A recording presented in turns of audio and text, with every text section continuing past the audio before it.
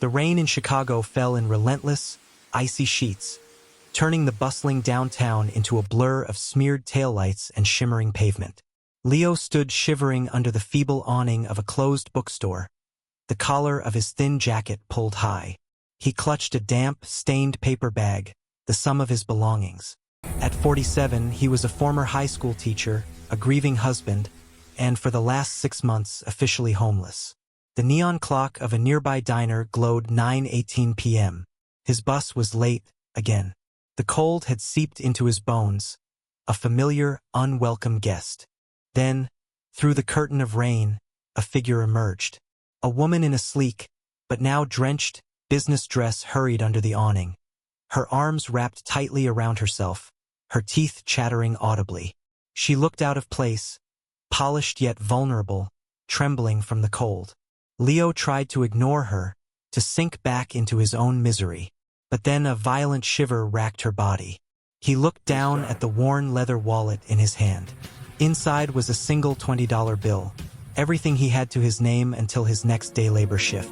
It was a choice between a warm meal or a silent, desperate hope. Without a second thought, he stepped forward and held out the bill. "Get yourself a warm drink," he said, his voice rough. She stared, stunned. "I can't take this from you." Leo managed a weary smile. "It's just paper. You need to get warm." Her eyes, wide with disbelief, met his. "But you need this." He gently pressed the bill into her hand. "Not as much as you need to get out of this cold right now." Her fingers closed around it. The simple act of receiving something, anything, seemed to shock her system. "Thank you," she murmured, her voice barely a whisper. He simply nodded, folding his arms against the chill. They stood in silence, the rain drumming a steady rhythm around them. After a long moment, she turned. "I'm Eliza." "Leo," he replied. "You shouldn't have done that, Leo." He gave a faint, sad smile. "Maybe not. But I couldn't just stand here and watch you suffer." The growl of an approaching bus cut through the night. Its headlights cut bright paths through the downpour as it hissed to a stop. Eliza moved toward the doors, then paused, looking back at him. "Do you have a place to go tonight?" Leo shrugged, a non-answer that said everything. "I'll be all right." She quickly retrieved a business card from her purse. "If you ever need anything," she said, pressing it into his palm. He took it, tucking it into his bag without a glance. He'd heard empty promises before. The bus doors closed with a sigh, and she was gone. Leo stood alone in the rain, feeling a strange, quiet warmth that had nothing to do with the temperature. He looked up at the darkened sky, then walked slowly into the wet, empty night. His footsteps echoed as he navigated the labyrinth of alleys leading to his sanctuary. A rusted, old van tucked behind a forgotten laundromat. He climbed inside, the familiar scent of damp fabric and old books greeting him. From a small metal lockbox, he retrieved a creased photograph. His wife, Sarah, her smile forever bright, and their daughter, Mia, at 10 years old, beaming with a gap-toothed grin. "Good night, my loves," he whispered, his voice cracking. He leaned back, closing his eyes, allowing the memories to flood in. He had once been Leo Evans, an English teacher who inspired students with stories of heroes and hope. His life was filled with the warmth of his family.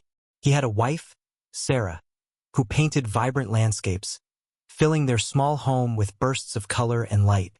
Their young daughter, Mia, had inherited her mother's artistic soul, her laughter echoing through their happy home. They were a family built on love and simple joys.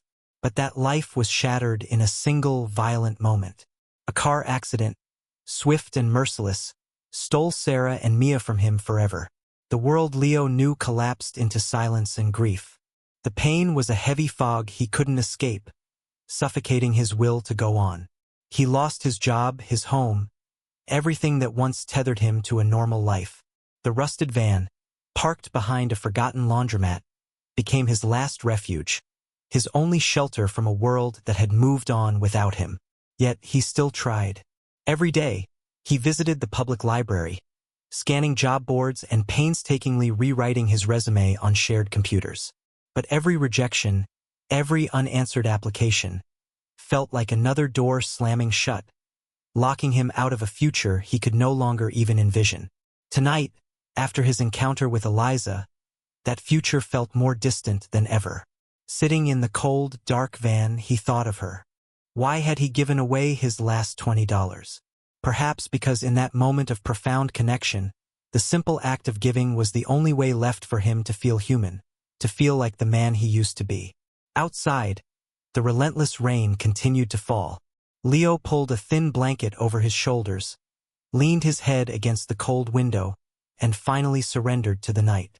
He still had his name, and for now, that fragile identity had to be enough. Meanwhile, Eliza stepped into the expansive, silent lobby of her high-rise condominium.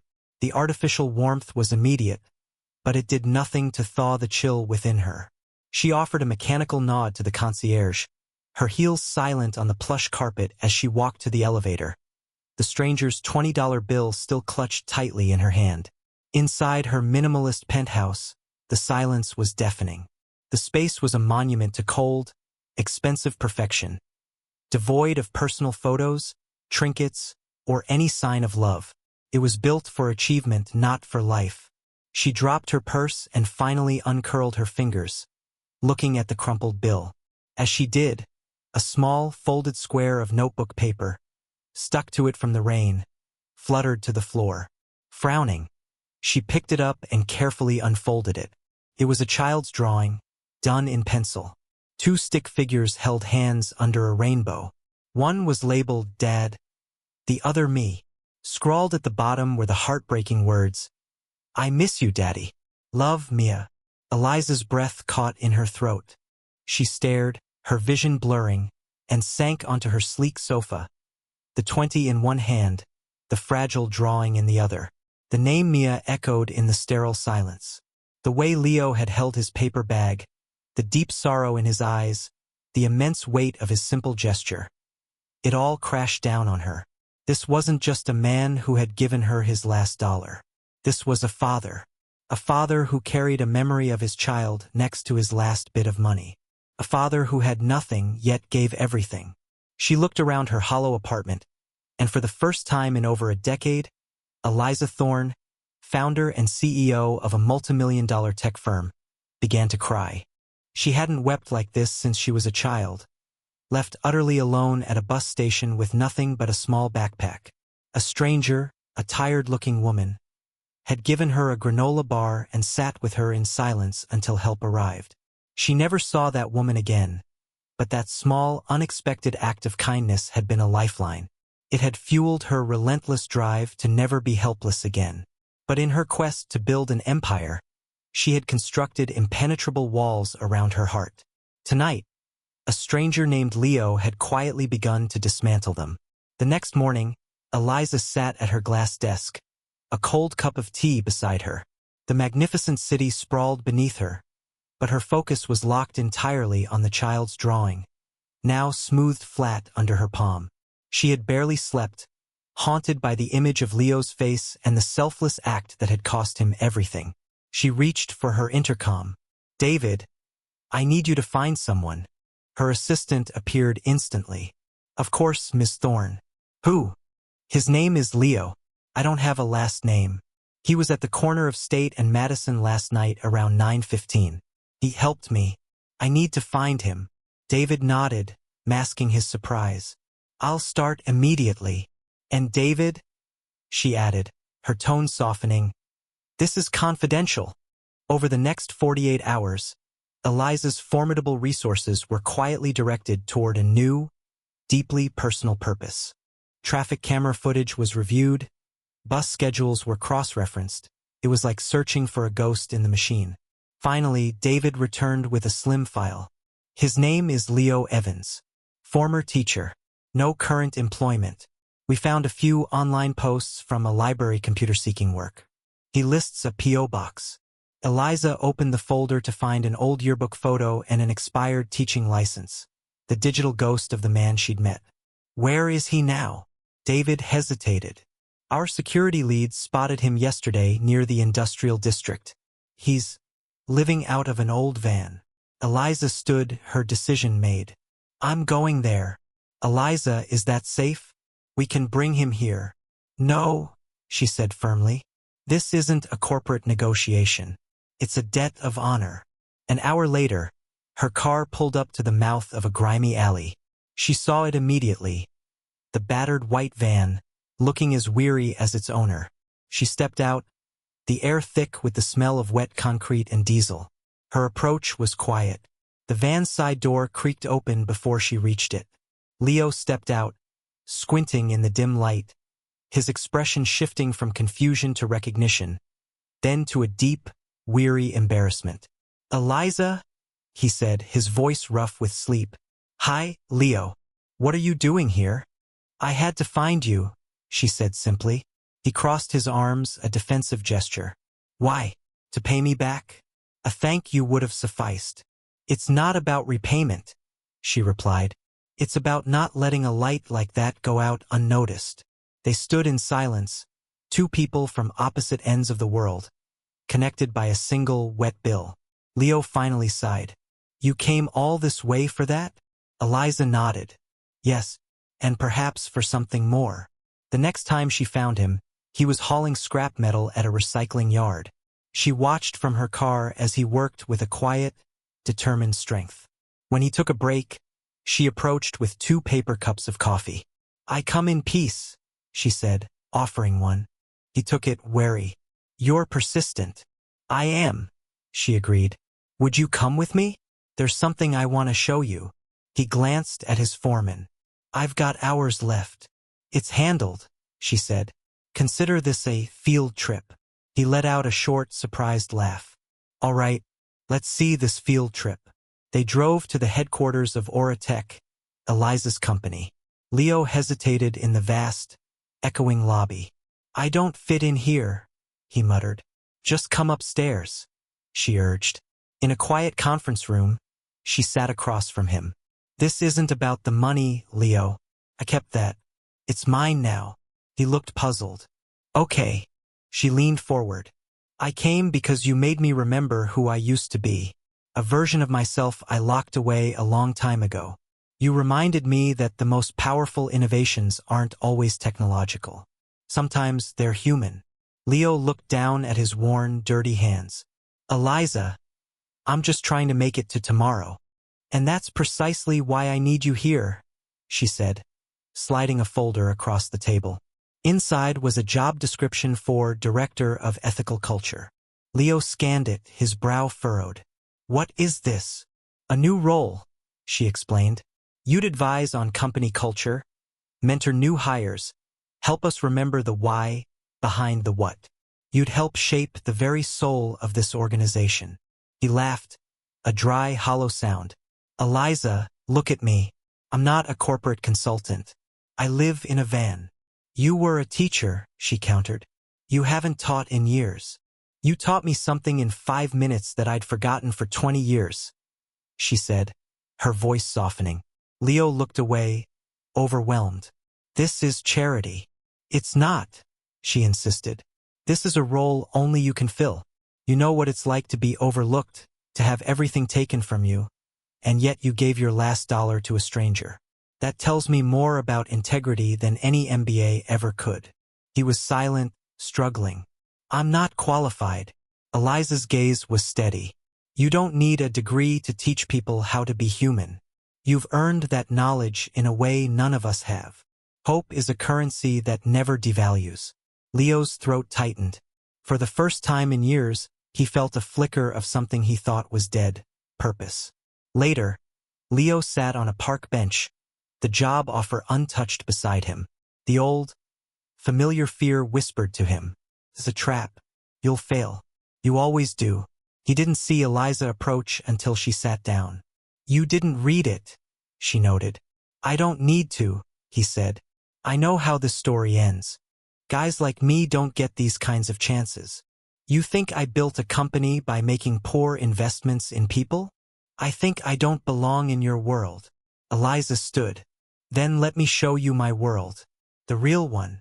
They drove to a neighborhood community center named The Haven. The walls were a riot of children's artwork. The sound of joyful laughter was the first thing Leo heard. Eliza led him inside. "This place," she said quietly, "was named for the woman who saved me. I was a lost kid at a bus station. A stranger gave me her last granola bar and stayed with me. I never saw her again, but that moment, it was a spark in the dark." She turned to him. "Last week, someone else gave me his last dollar. Didn't know me, didn't ask for anything, just gave." Leo couldn't speak. "You remind me of her," Eliza said. "Not because of what you gave, but because of who you are." They stood surrounded by the vibrant, messy, beautiful evidence of compassion. Leo's eyes welled up. He looked at Eliza and gave a single, slow nod. He wasn't just saying yes to the job. He was saying yes to the man he used to be, and the man he could be again. Leo's first days at Oratech were quiet. Eliza introduced him to her team as a consultant who would help them build with heart. The initial looks were skeptical, but Leo just started talking. He shared stories of loss, of resilience, of the small kindnesses that kept him going. He didn't command. He connected. He asked simple, powerful questions that made people pause and reflect. "When was the last time you truly listened to someone? Do you know the story of the person who delivers your mail?" His small office became a sanctuary. It was filled with donated plants and a perpetually full cookie jar.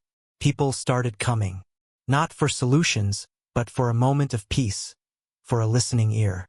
"You're not failing," he told an overwhelmed project manager. "You're carrying a weight that was meant for many shoulders.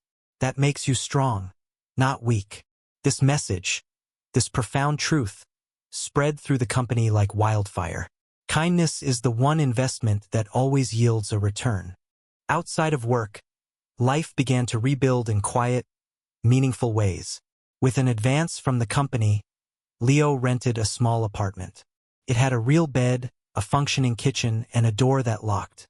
Most importantly, it had a dedicated room for Mia's memory, a space where he could display her drawings and his books, finally honoring their legacy. He and Eliza saw each other nearly every day. Work lunches naturally turned into shared walks. Weekend coffees evolved into quiet dinners. Their relationship wasn't a whirlwind. It was a slow, steady sunrise. They were two fractured people who had found a strange and perfect wholeness in each other's quiet company. One evening, as they watched the city lights twinkle from her balcony, Eliza said softly, "You've changed this company, Leo." He shook his head humbly. "I just reminded them of what they already had inside." She looked at him, her eyes full of emotion. "You reminded me, too." During a workshop on empathy, a young intern lingered after the room had cleared. "Mr. Evans?" she said, her voice trembling. "I was going to drop out of the internship program last week. I felt like a complete fraud. But then I heard you talk about how our scars are what make us unique, not broken. It changed my mind. I'm still here because of you." Leo felt his heart swell with a profound sense of purpose. He placed a gentle hand on her shoulder. "And I'm so very glad you are."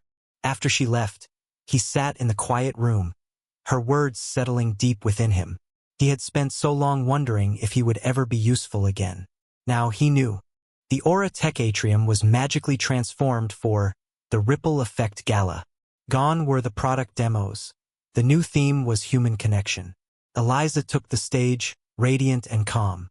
"A year ago," she began, "I was stranded in the rain, feeling utterly alone. And a man I'd never met gave me the last thing he owned." She gestured to a small, elegantly framed display. There, behind glass, was the $20 bill and Mia's drawing. The plaque beneath read, "One ripple can start a wave." "That act didn't just warm me," she continued, her voice filled with emotion. "It thawed something frozen inside me. And tonight, we honor the man who started that ripple." She turned. "Leo, please join me." Leo walked to the stage as applause washed over him. Eliza held out a small envelope. He opened it to find the deed to his apartment. It was officially his. "No more vans," she whispered. The crowd erupted in cheers. Leo held up a hand for silence. "I have something too," he said, his voice thick with emotion. He pulled a small, simple ring box from his pocket.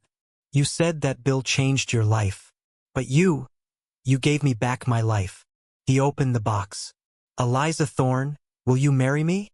A breathless silence filled the room, followed by a tearful, joyous yes that escaped her lips. The room erupted once more in celebration. 1 month later, they were married at the Haven. The children made the colorful decorations.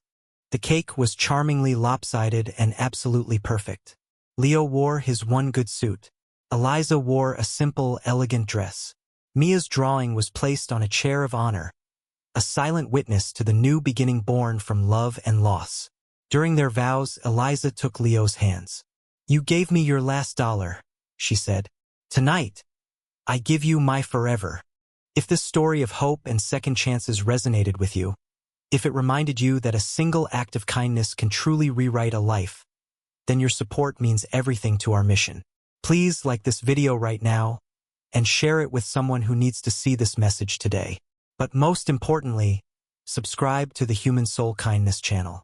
Hit that subscribe button and turn on notifications so you never miss a story that restores your faith in humanity. Remember, your subscription isn't just a click. It's a direct vote for more content that proves the human spirit is alive and well.